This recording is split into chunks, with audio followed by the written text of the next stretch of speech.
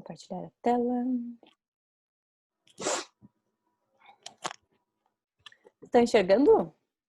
Não, não era para ser isso aqui. Isso aqui é a redação da Júlia. Deixa eu apagar aqui. Onde é que tá você, conteúdo? Aqui.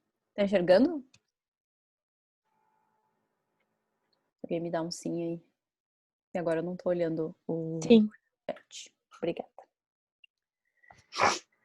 Então, pessoal, eu vou gravar 2 temas para vocês. Agora, o primeiro ele é mais voltado para o vestibular. Por quê? Porque o Enem, a gente sabe que ele está dentro do governo atual e nós temos um ministro da educação meio esquisito, né, para dizer o mínimo. Então, esse tipo de tema não vai cair. Até porque o antigo ministro da educação, ele caiu justamente por fazer apologia ao nazismo, né, numa fala dele. Não sei se vocês viram esse caso. Mas, enfim. Então, vamos lá. Avanço do neonazismo. Esse tema ele tá bem relacionado com o tema da semana passada, que eu conversei com vocês a respeito de racismo nas redes sociais. Eu tenho sentido essa presença do neonazismo já faz alguns anos, assim. Quem já faz mais tempo aula de redação já teve essa aula. Acho que já faz tanto tempo que já deve ter mudado todos os alunos, mas é algo que eu tenho percebido que está ficando cada vez mais forte. Então, essa aula, ela foi produzida há uns 3 anos, mais ou menos. Mas, tendo em vista tudo que aconteceu nos últimos dias e que tem acontecido na nossa sociedade, esse é um tema bem presente e que pode surgir em vestibulares lá em janeiro, fevereiro, quando novamente os vestibulares acontecerem. Então, é um tema que eu imagino assim para a UPF, por exemplo, que tem uma banca bem combativa em relação a essas questões aqui relacionadas a preconceito, nazismo, xenofobia, todas essas pautas, reivindicações mais humanistas, acabam gerando temas de redação na UPF e outros vestibulares também, URGS, por exemplo, pode aparecer alguma coisa assim. Eu sugeri aqui alguns textos. É só digitar o título inteiro e o nome do jornal que vocês encontram. Então, é Um Caminho para o Ódio, Cyberespaço e o Crescimento da Extrema-Direita. Esse é no jornal Le Monde. O jornal Le Monde Diplomatique Brasil, ele é um jornal excelente para vocês desenvolverem o vocabulário, também a argumentação, mas para o vocabulário ele é fantástico. E vendia naquela livraria, naquela revisteira lá do Bourbon, não sei se vende lá ainda. E encontra na internet também. Só que as matérias são bem extensas, são matérias longas, tem que ter uma paciência para ler, mas cada leitura dessas é uma aula de redação à parte. O ápice da ultradireita caminha lado a lado com Donald Trump, é o país. Esses 2 jornais são jornais profundos, de leitura um pouco mais difícil, e os 2, eles foram considerados até então jornais de um extrato mais à esquerda ideológica, que é mais ou menos a visão da banca da UPF, por exemplo. Tá? Então, ajuda a gente a fazer a leitura desses materiais quando a gente está se preparando para uma banca assim mais específica. Deixa eu só ver se tem alguém aqui para entrar. Não. Vocabulário. Então, aqui eu coloquei algumas palavrinhas que podem aparecer nesse texto e vou explicar elas relacionadas com a temática. Discurso de ódio. Tá? Então, o discurso de ódio está bem presente nas redes sociais, mas fora delas também. Tá? Então, o discurso de ódio é todo aquele conjunto de ideologia que aparece na fala, inclusive na maneira de se vestir, nas tatuagens, no cabelo. Então, é tudo que forma, que caracteriza a presença do neonazismo na sociedade atual. Tá? Ou fascismo, vários nomes aí para essa extrema-direita, mais violenta, assim, com um discurso mais violento. E, curiosamente, eu escolhi falar sobre esse tema ontem, e hoje um amigo me falou que ele se sentiu acuado por um desses caras, assim, mais fascistões, assim. E eu disse para ele, né, cuidado, né, com o que a gente publica, assim, nas redes sociais, principalmente porque a gente nunca sabe o tipo de violência que alguém é capaz de cometer, né? Infelizmente. Supremacistas brancos. Esse povo aí que traz essa semente do nazismo e que acredita serem os brancos superiores, eles se auto-intitulam e também são chamados assim pelos demais, supremacistas brancos. Eles se consideram melhores e acima das outras raças. Também a gente pode se referir a eles como extrema-direita mais agressiva, pode colocar assim na redação também. Aqueles que acreditam em ideologias mais radicais, que aderiram a ideologias mais radicais. Recrudescimento, essa palavra é bem legal, recrudescimento seria um aumento, mas ele tem um caráter, assim, uma conotação negativa. Tá? Então, recrudescer é piorar, quase isso. Legitimados. Legitimação, eu quero que vocês pensem essa palavra no seguinte contexto. Antes do Trump chegar ao poder e antes do Bolsonaro chegar ao poder no Brasil, alguém ter um discurso neonazista, fascista, era algo muito muito raro de se ver, né? Tanto nas redes sociais quanto no dia a dia das pessoas. Essas pessoas estavam, como podemos dizer assim, dentro do armário. Tá? Então, não era fácil a gente dar de cara com um discurso mais agressivo, mais fascista. Mas quando essas duas lideranças chegam ao poder, o que nós temos? Uma legitimação das ideologias radicais, porque esses dois políticos, eles tiveram nos seus discursos de campanha colocações que beiravam essa extrema direita, essa ideologia mais radical. Aquele discurso armamentista do Bolsonaro e do Trump, aquelas falas mais preconceituosas do Bolsonaro. Então, tudo isso acaba dando legitimação, dá força para que aqueles que pensam de maneira similar se sintam à vontade para falar abertamente do seu preconceito nas mais variadas searas. Então, isso é legitimar, seria dar aporte, dar suporte para uma pessoa pensar dessa maneira. E é isso que os nossos atuais líderes políticos da América do Norte e da América do Sul, das nações de maior representatividade, acabou fazendo esse processo de legitimação. Segregacionistas são aqueles que dividem a sociedade, que observam, que veem a sociedade dividida em castas, que separam, que segregam. Latinos não podem entrar nos Estados Unidos, os mexicanos.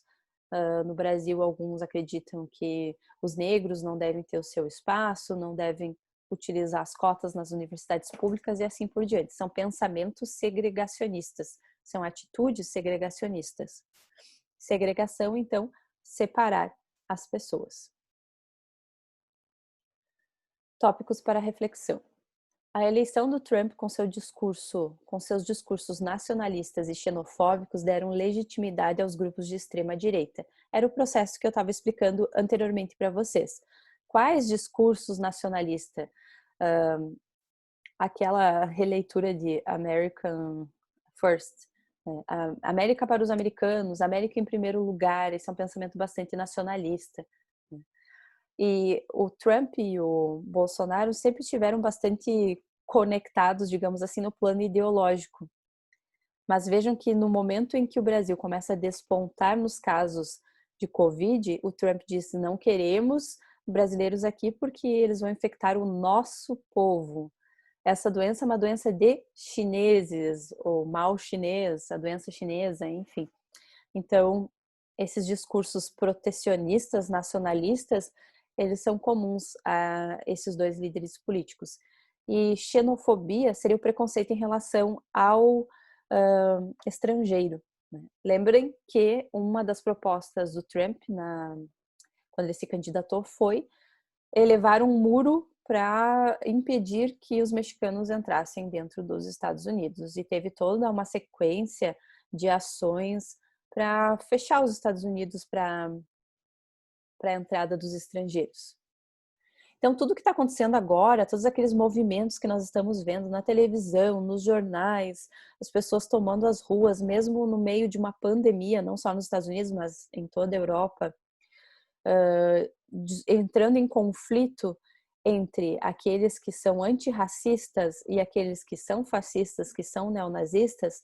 Essa explosão que está acontecendo agora, ela foi plantada, a semente dela foi plantada antes do Trump ser eleito, né? Porque tanto o Trump quanto o Bolsonaro, eles representam um desejo que estava incubado aí nessas populações, né? Afinal de contas, eles foram eleitos.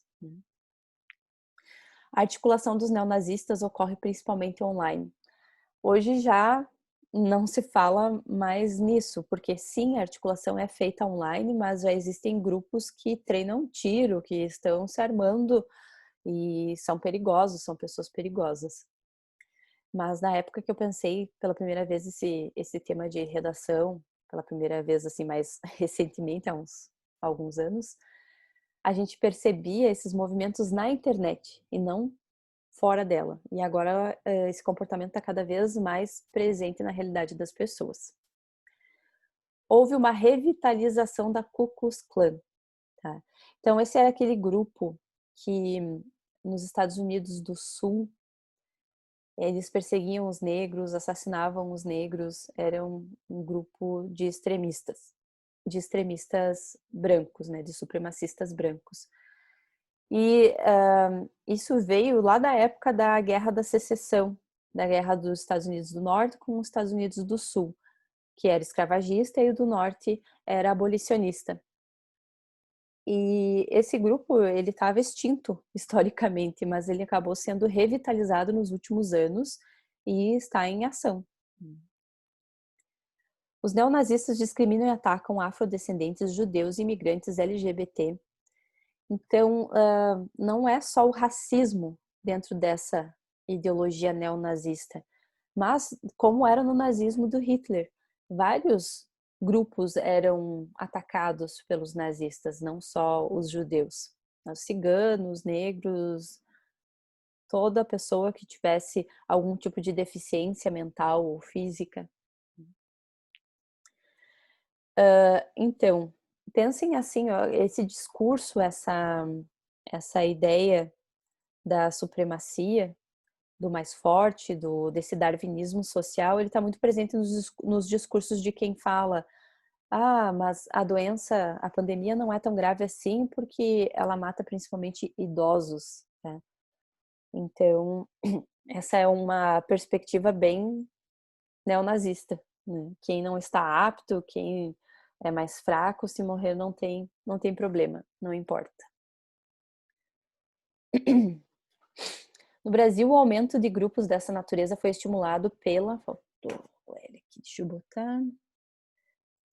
Olha só, aqui o Bolsonaro não era nem... Quando eu pensei o tema, o Bolsonaro não era nem presidente aqui. Pela ascensão de políticos com discurso radical no Congresso, entre eles o Bolsonaro. Tá? Então, quando o Bolsonaro era senador, assim, eu imaginava que ele... Nossa, nunca passou pela minha cabeça que ele fosse ser presidente, porque é totalmente inadequado, né? Totalmente inescrupuloso a forma como ele agia. E tá aí, né? Sendo essa vergonha. Mas, olha só que interessante não, né? Que trágico. As pessoas que antes tinham vergonha de demonstrar que eram favoráveis a ter armamentos em casa, que eram favoráveis a preconceito de gênero, preconceito relacionado à orientação sexual ou à raça, essas pessoas tinham vergonha de pensar dessa forma, porque se dizia que era um absurdo, era uma falta até de cultura. Mas, tendo esse exemplo, tendo essa liderança, toda essa gente saiu do armário no sentido de não tem vergonha de pensar dessa forma e de expor a minha agressividade nos discursos, ou então até na realidade. Nas redes sociais, outro espaço virtual de realização, apesar de sua foto e do perfil, você não se sente tão intimidado como no mundo real. É mais fácil comprar uma briga, trocar ofensas, ser politicamente incorreto ou até mesmo discordar por discordar para criar polêmicas inúteis. Quem nunca entrou, né, numa briga de família pelo WhatsApp ou pelo próprio Facebook, principalmente, né? Então, como existe essa falsa sensação de proteção nas redes sociais e de anonimato, quem tem um perfil mais neonazista, mais fascista, não se intimida em expor essas ideias, de discutir essas ideias. E às vezes sai do plano virtual, vai para o real e se torna extremamente perigoso. Então, isso é uma ideia que vocês podem também desenvolver no texto. Dificilmente New York Times defenderia a lógica de bandido bom é bandido morto, ou a Folha de São Paulo defenderia um discurso homofóbico, xenofóbico, sexista, mas nas redes sociais esses discursos circulam, né? Vão tomando corpo. Comunidades são edificadas para defender a volta da mulher à cozinha e do exército ao comando do país, e isso começou na internet, se expande ainda por ela, mas hoje a gente percebe esse movimento tomando corpo e saindo das redes sociais. Quantas vezes aconteceram passeatas e protestos reivindicando a volta da ditadura, a ascensão do exército, a volta do AI-5, né? Essas barbaridades que a gente está ouvindo se falar nas ruas.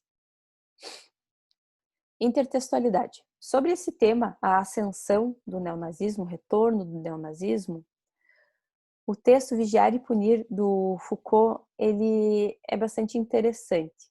Por quê? Nessa obra do Vigiar e Punir, ele explica como que eram as punições do passado, que eram bastante violentas, enforcamento, esquartejamento em praça pública, eram punições bem ao estilo da lei de Talião, olho por olho, dente por dente, né? E conforme a sociedade foi avançando, foi deixando essa barbárie, essa violência explícita para trás e foi se tornando mais organizada, mais voltada para a vigilância, para evitar o crime, não para fazer a punição. Então, isso seria um índice de desenvolvimento cultural, de desenvolvimento da sociedade. Só que no Brasil hoje, com a miséria, com a desigualdade social, mais a pandemia e mais o avanço dessa visão extremista, segregacionista do neonazismo e do fascismo, parece que nós estamos vendo um retorno à barbárie descrita por Foucault no passado, lá na Idade Média. Nós estamos retornando a uma violência estrutural onipresente, que está em todos os lugares, em todos os momentos. Então, dessa forma, a gente pode usar essa referência. Pierre Levy, nós podemos usar o Pierre Levy para expressar a ideia de que esses movimentos mais truculentos, truculento significa mais violento, eles surgiram no ambiente virtual. Tá? Por quê? No ambiente virtual existe uma proximidade das pessoas por um tema de interesse comum. Então facilitou, e ele já percebia, o Pierre Levy percebia nas suas obras, essa tendência das pessoas se aglomerarem em torno de um tema gerador, de um tema que fosse de interesse de todas elas. E saiu do plano virtual e está nas ruas, né? Cada vez mais existem pessoas reivindicando posturas nazifascistas na atualidade. Então, algo que começou na internet extrapola a internet. Extrapola é uma palavra que dá para usar na redação também. Outra obra aqui que eu sugiro que vocês leiam, que usem, é O Presidente Negro, do Monteiro Lobato. Essa história é muito visionária, muito interessante. Ela fala sobre um personagem chamado Ayrton. Ele é funcionário da empresa paulista Sá, Pato e Companhia. E ele sofre um acidente de carro. E aí ele vai ser cuidado por um médico, um cientista. E ele tem uma máquina do tempo na sua casa, esse professor Benson. Ele tem o porviroscópio. O porvir é o que está por vir. E é uma máquina que mostra o futuro. que leva ao futuro.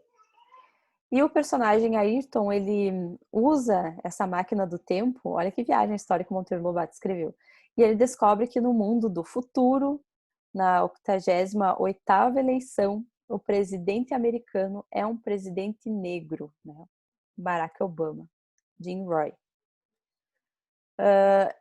Ele observa ele observa uma eleição com 3 candidatos, um negro, uma feminista, olha, já falava de feminismo na época, e o Kellogg. Kellogg seria, sei lá, uma representação do Trump. E ganha o Jim Roy, que é negro. E nessa sociedade existe uma super divisão, né? Os partidos são de acordo com as divisões. Existe o partido masculino e feminino, o partido dos negros, o partido dos brancos. Né? E o que acontece? Os negros ganham essa eleição, tá? Conseguem se juntar com um outro partido, e assim conseguem ganhar a eleição, se unindo com outro partido. E os brancos, para tentar retirar eles do poder, eles criam um plano diabólico de esterilizar todos os indivíduos da raça negra e envenenando eles para que eles não sejam mais férteis. Eles fazem isso através do alisamento de cabelos que os negros sempre faziam. Olha só que ideia louca, né? Então, muito antes de ter chapinha, Monteiro Lobato pensou que poderia ter um processo de alisamento do cabelo no salão e que através desse processo iam se esterilizar os cidadãos negros. Né? O Monteiro Lobato ele morou nos Estados Unidos, né? Então, ele observou muito bem o processo de racismo que existia lá e que de muitas formas é semelhante com o que existe aqui. E quando ele voltou dos Estados Unidos, ele escreveu essa obra, O Presidente Negro. Então vejo que ele até foi meio profético aí nessa história. Nós podemos introduzir esse texto dentro da nossa redação, dizendo que Monteiro Lobato, autor do pré-modernismo brasileiro, ao residir nos Estados Unidos, teve a percepção do profundo racismo, as profundas raízes do nazismo naquele país, né? Nazismo e do fascismo, são semelhantes ao que ocorre no Brasil, e ele retratou isso na obra O Presidente Negro. Algo mais ou menos assim. Poemas, tá? Lembrando que os poemas eles são interessantes para fechar a redação, da fazer citação direta e fechar a redação com poemas. Aqui eu coloquei o Congresso Internacional do Medo, do Carlos Drummond de Andrade. Provisoriamente não cantaremos o amor, que se refugiou mais abaixo dos subterrâneos. Cantaremos o medo, que esteriliza os abraços. Não cantaremos o ódio, porque esse não existe. Existe apenas o medo, nosso pai e nosso companheiro. O medo grande dos sertões, dos mares, dos desertos. O medo dos soldados, o medo das mães, o medo das igrejas. Cantaremos o medo dos ditadores. O medo dos democratas. Cantaremos o medo da morte e o medo de depois da morte. Depois morreremos de medo, e sobre nossos túmulos nascerão flores amarelas e medrosas. Esse poema, tentem gravar alguns versos, porque ele vai ser importante para vários temas de redação nesse ano. Tá? Olha, se isso aqui não expressa muito bem o que a gente está vivendo agora. Cantaremos o medo que esteriliza os abraços. Bem correlacionado com Covid. E essa parte aqui dos ditadores, enfim, dá para aproveitar bem. A flor e a náusea. Uma flor nasceu na rua. Essa flor, ela representa a esperança. Então, você pode colocar lá no final da redação uma mensagem de esperança, que apesar de observarmos esse avanço do neonazismo, de um discurso mais extremista e violento das pessoas, algo que extrapola as redes sociais e chega na nossa realidade, nós precisamos acreditar no nascimento de uma flor no meio da rua, como o Drummond escreveu no seu poema A Flor e a Náusea, como uma representação de esperança. Dá para usar uma estrutura mais ou menos assim, como eu falei, para terminar uma redação. Uma flor nasceu na rua. Passem de longe bondes, ônibus, rio de aço do tráfego. Uma flor ainda desbotada ilude a polícia, rompe o asfalto. Façam completo silêncio, paralisem os negócios.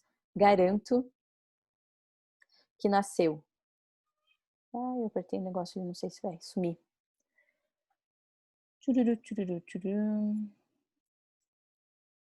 Enfim, Era o poema do Drummond, tá? Acho que me deu o sinal aqui de que vai terminar a reunião, tem uns minutinhos ainda.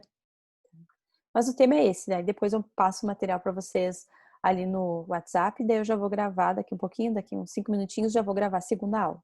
Vocês têm alguma pergunta? Alguma dúvida sobre o tema? Querem comentar alguma coisa? Para a gravação.